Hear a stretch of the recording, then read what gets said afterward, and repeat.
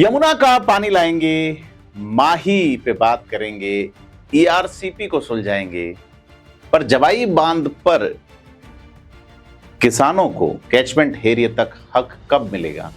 बात जालोर सिरोही पाली की करेंगे आज कि दो प्रदेशों के मुख्यमंत्री, जल शक्ति मंत्री, बाद में प्रधानमंत्री इस बात का जो है वो लगातार दोहराव कर रहे हैं कि राजस्थान में पानी की कमी नहीं रहेगी। और राजस्थान में बांधों पर लगातार बात होती है, कितना भरा मौसम के दौरान भी, और मानसून जब आता है तब भी ये बात होती है कि कौन सा बांध कितना भरा हुआ है। जल संकट से जूझते इलाके में यह एक पैटर्न है सीधे तौर पे, कौन सा बांध कितना भरा कितना खाली। यह बात आज जो हम करने जा रहे हैं यह जवाई बांध के बीते करीब 80 साल के इतिहास को, जालोर में जो संघर्ष चल रहा है किसानों का उसको, और राज्य केंद्र सरकार की उस चुप्पी पे बात करेंगे जो यमुना, माही, नर्मदा, ईआरसीपी पर तो बड़े बड़े ऐलान करती हैं, लेकिन अपने ही राज्य के भीतर जल बंटवारे के सवाल पर मौन है। यह आज जो बातचीत है वो अकाउंटेबिलिटी के एंगल पे है कि सत्ता जनता को बताती क्या है, बनाम जमीन पर हकीकत क्या है।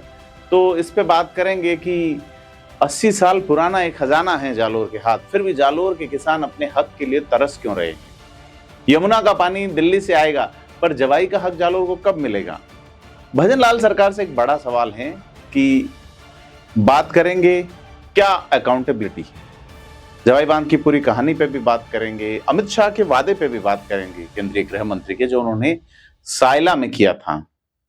तो आज बड़ी चीज ये है कि जालोर में पुनर्भरण की बात जरूर कही जा रही है। राजस्थान भाजपा के प्रदेश अध्यक्ष मदन राठौड़ ने ये बात कही कि पुनर्भरण किया जाएगा जवाई का, उसके लिए कोशिश है, इतना बजट दे दिया और अच्छा काम चल रहा है, तो पुनर्भरण हो भी जाएगा। तो मेरा पिछले साल का सवाल वहीं खड़ा है, या शायद उससे पीछे कहीं खड़ा है, कि क्या हक निर्धारित हुआ कि बांध भरा तो नदी में पानी छोड़ा जाएगा या नहीं, क्या जो कमांड एरिया है उसको बढ़ाया जाएगा या नहीं, क्योंकि पश्चिमी राजस्थान का सबसे बड़ा बांध है जवाई बांध, और इसे बनाया एक राजा ने था ताकि मारवाड़ को कभी पानी के लिए तरसना ना पड़े।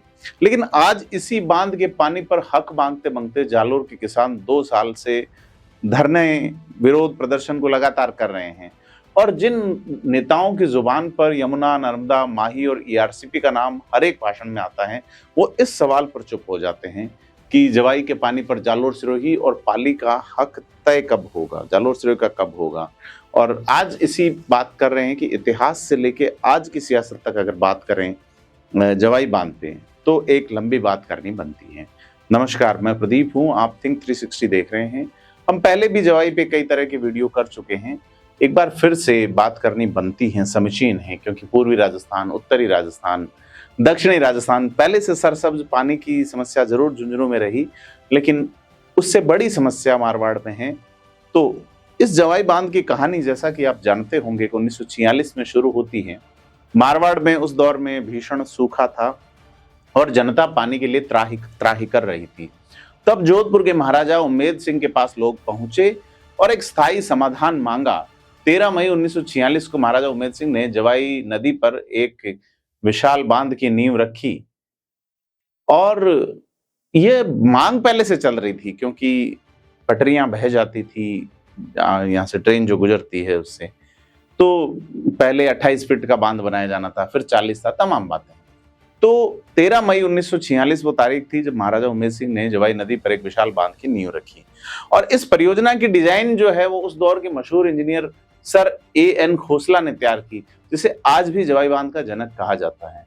निर्माण शुरुआत में स्टेट इंजीनियर एडगर और फर्गुसन की देखरेख में हुआ, और राजस्थान बनने के बाद 1956 में मुख्य अभियंता मोती सिंह की देखरेख में पूरा हुआ। पूरा निर्माण कार्य 1957 में जाकर मुकम्मल हुआ, यानी लगभग 11 साल की मेहनत, हजारों मजदूरों का पसीना, और उस दौर में लगभग 2 करोड़ 7 लाख रुपए की लागत से बांध बन के तैयार। जवाई बांध की क्षमता 7,887.5 मिलियन क्यूबिक फीट MCFT है, और ये करीब 1,02,315 एकड़ यानी 414 वर्ग किलोमीटर के कृषि क्षेत्र को सींचता है। यह सिर्फ पाली और जोधपुर के लिए नहीं बल्कि जालोर और सिरोही के हिस्सों के लिए भी जीवन रेखा है। और जब जवाई ने पानी की आवक थोड़ी कमी महसूस की, कम पड़ने लगी, तो 1970 के दशक में उदयपुर के कोटड़ा में एक सहायक बांध सेई बनाया गया, सेई बांध, जिसका पानी पहली बार 9 अगस्त 1977 को सुरंग के जरिए जवाई में डाला गया। आज भी जवाई की सेहत काफी हद तक सेई के पानी पे निर्भर करती है।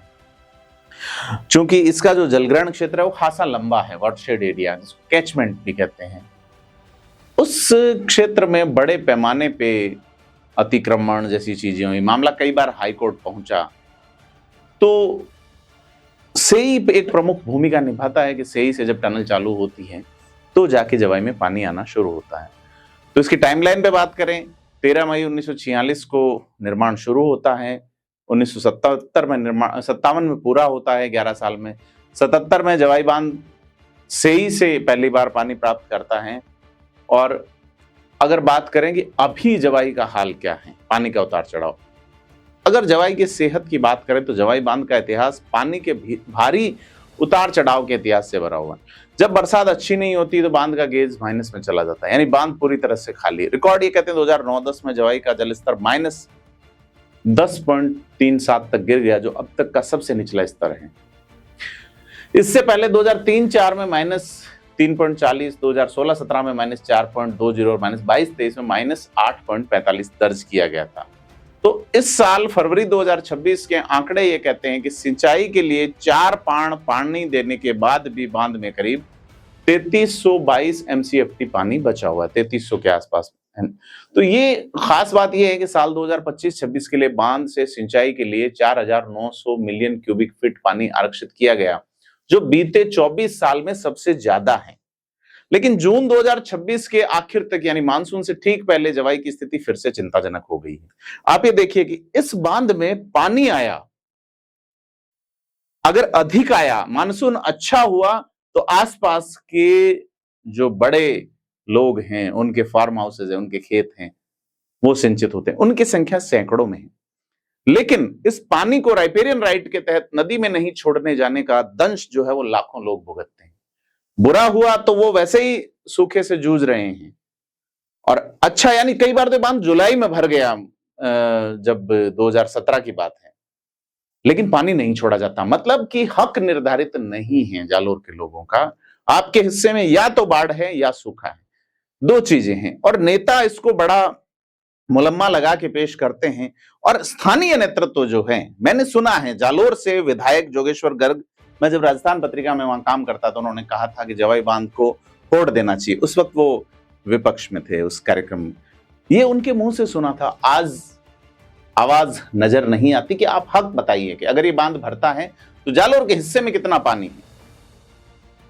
तो अब चूंकि पिछली बार बहुत 24 साल में सबसे ज्यादा आरक्षित कर दिया गया पानी, क्यों?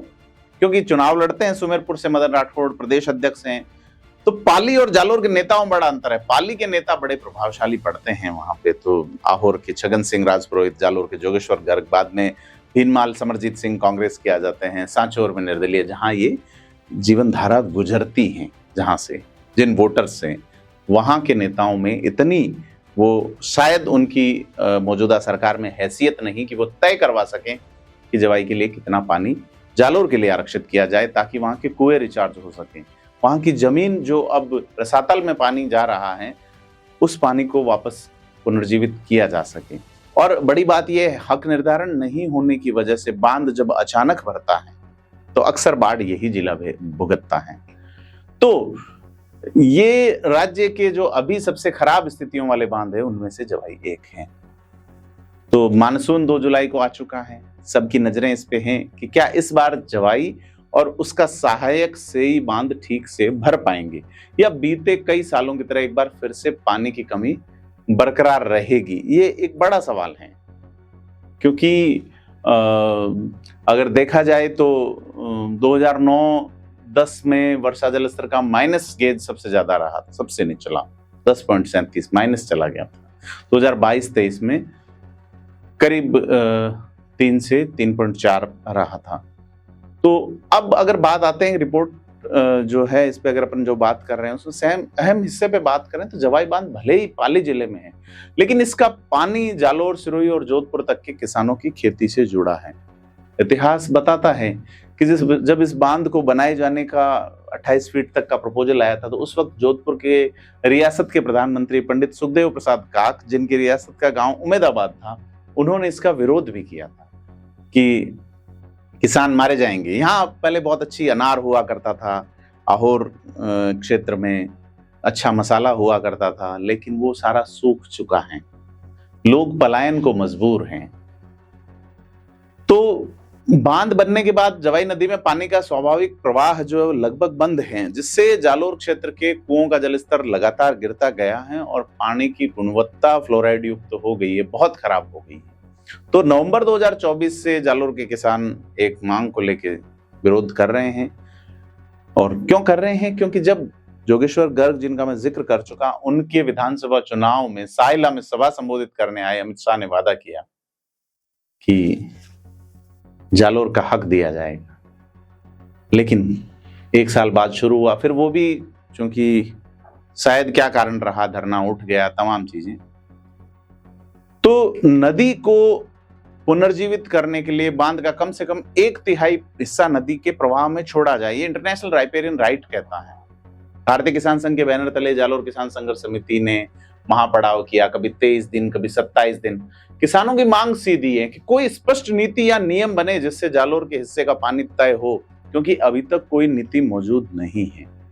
अब यहाँ एक दिलचस्प और तीखा तथ्य भी है कि 2023 में जिस तरह से केंद्रीय गृह मंत्री अमित शाह ने जालोर के किसानों से वादा किया था कि भाजपा को जिताने पर गुजरात की तर्ज पर जवाई नदी को पुनर्जीवित किया जाएगा, लेकिन किसानों का कहना है कि सरकार बनने के बाद भी न प्रदेश में और न ही केंद्र में इस वादे पर कोई ठोस कदम उठाए। कागज चला तो कहां चला, यही वजह रही कि किसान बार बार धरने के जरिए इस वादे को याद दिलाने की कोशिश करते हैं, मुख्यमंत्री के नाम पे ज्ञापन सौंपते हैं, और हक निर्धारण की मूल मांग आज भी वहीं खड़ी है। तो अगर आपको लगता है कि जालोर सिरोही के किसानों को अपने पानी को लेकर क्या कार्रवाई करनी चाहिए, तो हमें आप बताएं कमेंट में। और अगर बड़ी बात करें घोषणाओं की, घोषणाएं बड़ी हुई हैं लेकिन चुप्पियां छोटी हैं, क्योंकि वो पैराडॉक्स आपको समझना होगा जिसकी वजह से स्टोरी, ये बातचीत सबसे अलग है। बीते कुछ हफ्तों में राजस्थान की सियासत पानी के मुद्दे पर बेहद मुखर है।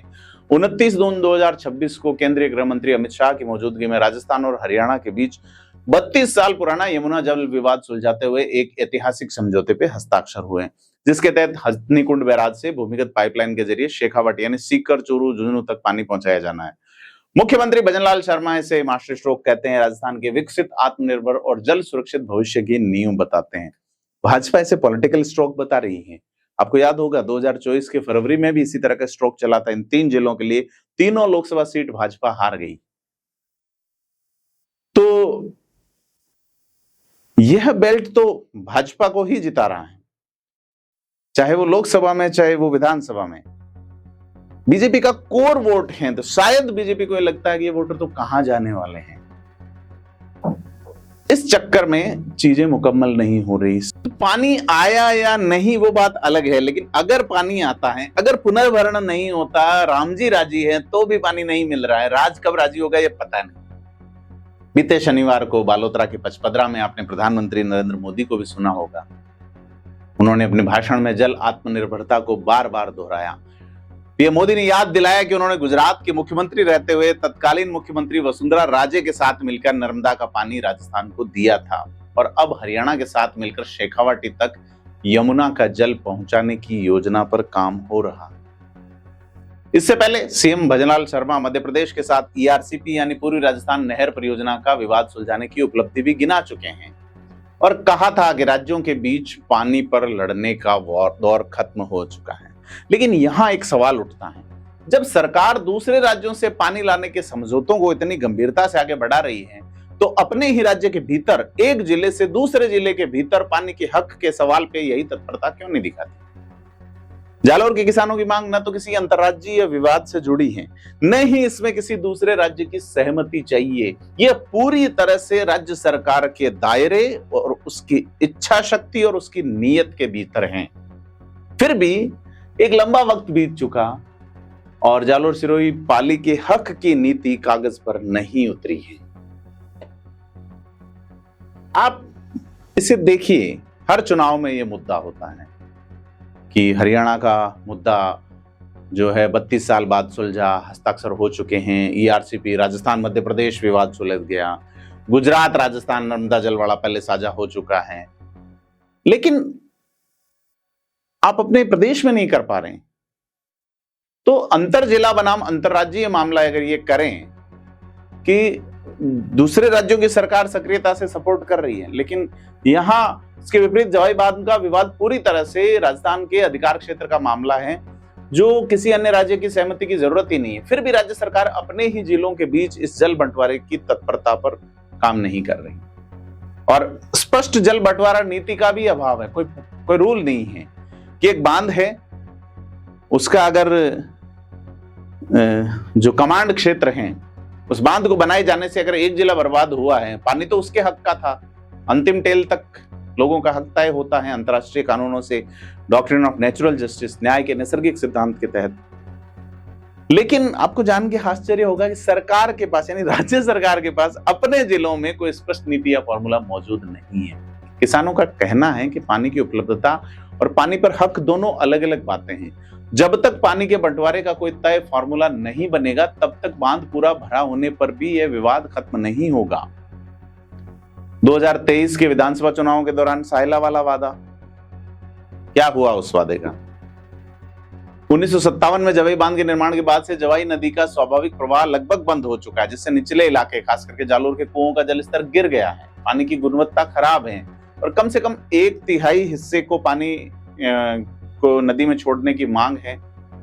तो यह 80 साल पुराना मुद्दा, बंटवारा नीति का अभाव, राजनीतिक इच्छा शक्ति की कमी और निष्पक्षता के कारण आज भी अनसुलझा है और कई सवाल अनुत्तरित हैं। सबसे बड़ा सवाल है कि अगर इस मॉनसून में जवाई और सही बांध अच्छी तरह भर भी जाते हैं, तो क्या इसका मतलब यह होगा कि जालौर सिरोही और पानी के किसानों का उनका हक अपने आप मिल जाएगा?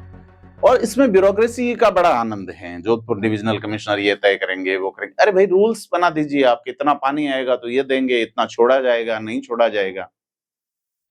किसान साफ कहते हैं कि इस हक को देंगे नहीं। क्यों? क्योंकि पानी की उपलब्धता और पानी पर हक, ये दो अलग अलग चीजें हैं। अब तक कोई स्पष्ट नीति, कोई तय फॉर्मूला नहीं। कितना पानी किस जिले को मिलेगा, तब तक चाहे बांध लबालब भरा हो या आधा खाली हो, बंटवारे का विवाद वहीं का वहीं नजर आ रहा है। और यही वजह है कि यह सिर्फ मौसम या बारिश की खबर नहीं है। आज जो बात कर रहे हैं, ये एक जवाबदेहिता का सवाल है। सरकार यदि यमुना और नर्मदा जैसे बड़े अंतर्राज्यीय समझौतों को सुलझा सकती है, तो अपने ही राज्य के भीतर एक निष्पक्ष जल बंटवारा नीति बनाने में सक्षम क्यों नहीं है? तो एक राजा के सपने से शुरू होकर लोकतंत्र में एक अनसुलझे हक के सवाल तक ये कहानी है।